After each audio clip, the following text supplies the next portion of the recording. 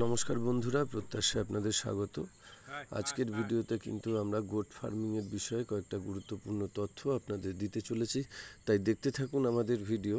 আর যদি ভালো লাগে লাইক এবং সাবস্ক্রাইব করতে পারেন।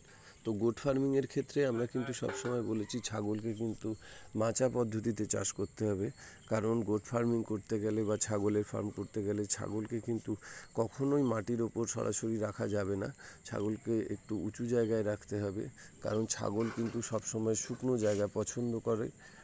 তাই এদেরকে ডাইরেক্ট মাটিতে রাখা যাবে না, কারণ মাটিতে রাখলে কিন্তু সেক্ষেত্রে অনেক ধরনের এদের শরীরে কিন্তু রোগ জীবাণু আসতে পারে, শরীরে রোগের পরিমাণ বাড়তে পারে।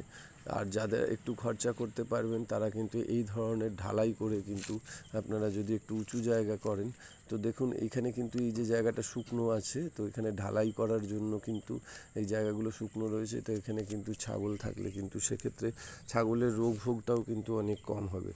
ফলে আপনারা ছাগলকে সরাসরি মাটিতে না রেখে আপনারা কাঠ বা বাঁশ দিয়ে মাচা করে একটু উঁচু করে তার উপরে রাখতে পারেন, যাতে সেই মাচাটা সবসময় শুকনো থাকে। কারণ মলমূত্র তারা যখনই মলমূত্র ত্যাগ করবে সেগুলো যাতে নিচে পড়ে যায়, ফলে কিন্তু ছাগল শুকনো থাকবে।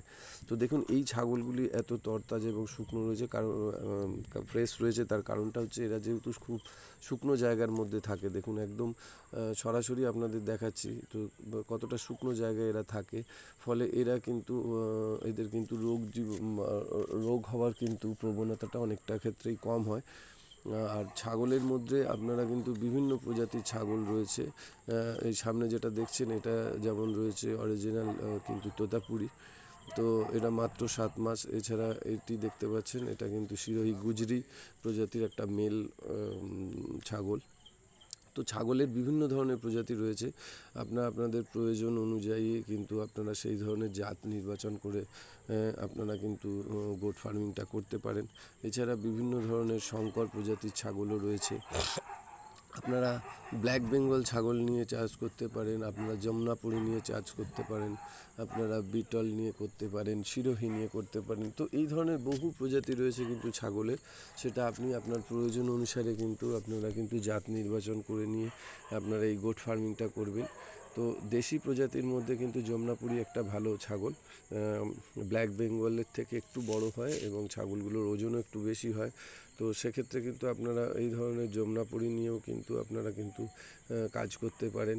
অথবা এখন কিন্তু বিভিন্ন এই যে দেখুন যমুনাপুরীর কিন্তু রয়েছে, তো এদের ক্ষেত্রে দেখুন দুধও বেশ ভালো হয় এবং বাটগুলো দেখেই বুঝতে পারছেন যে এদের কিন্তু দুধের পরিমাণও কিন্তু বেশ ভালোই হয়।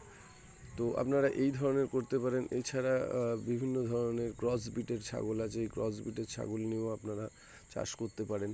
অনেকেই প্রথম অবস্থাতে ফার্ম করতে গেলে বেশি ইনভেস্টমেন্ট করতে পারেন না বা করতে চান না, ভয় পান, কারণ অরিজিনাল যে সমস্ত ব্রিডের ছাগলগুলো রয়েছে সেগুলোর কিন্তু প্রচুর পরিমাণে দাম হয়, তো যার জন্য তারা করতে চান না। তো আপনাদের বলবো আপনারা এই ধরনের ক্রস জাতীয় ছাগল নিয়েও চাষ করতে পারেন। আর ছাগলকে কিন্তু আপনাদের সমস্ত ধরনের সবুজ লতাপাতা গাছ এই সমস্তর সাথে সাথে দানা খাবারও দিতে হবে, তাহলেই কিন্তু একটা ভালো ছাগলের ফার্ম তৈরি হবে এবং সুস্থ সবল ফার্ম তৈরি হবে। তো দেখতে থাকুন আমাদের ভিডিও, আর যদি ভালো লাগে তাহলে অবশ্যই লাইক এবং সাবস্ক্রাইব করবেন। কোনো কিছু জানার থাকলে আমাদের লিখে জানাতে পারেন, আমরা কিন্তু চেষ্টা করব যথাসাধ্য আপনাদের প্রশ্নের উত্তর দিতে।